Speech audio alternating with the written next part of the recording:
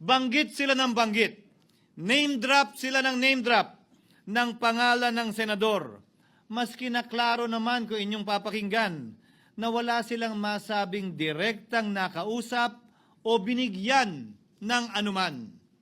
Lahat ito para lamang ipako ang mga senador sa media at sa publiko at ilayo ang atensyon sa Kamara at mga congressman. Bakit nga ba? Dahil tila mas malaking isda, ika nga, mas mataas, mas kilala ang mga senador kumpara sa congressman?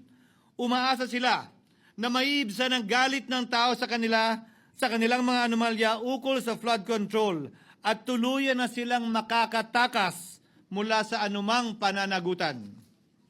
Isang tao lamang, Ginoong Pangulo, ang nasa likod ng script at sarswelang ito. Siya ang dahilan ng kaguluhan, pagkakaaway-away, pagkakawatak-watak na ngayon yumayanig sa ating bayan, maprotektahan lamang ang sarili niya. Ang pangalan niya ay matagal nang bulong-bulungan sa bawat sulok ng bansa, pero ngayon, unti-unti nang sinisigaw ng taong bayan.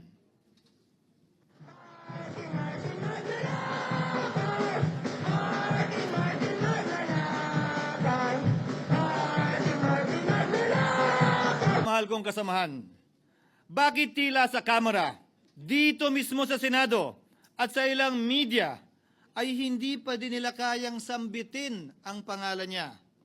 Pues sasabihin ko, Martin Romualdez.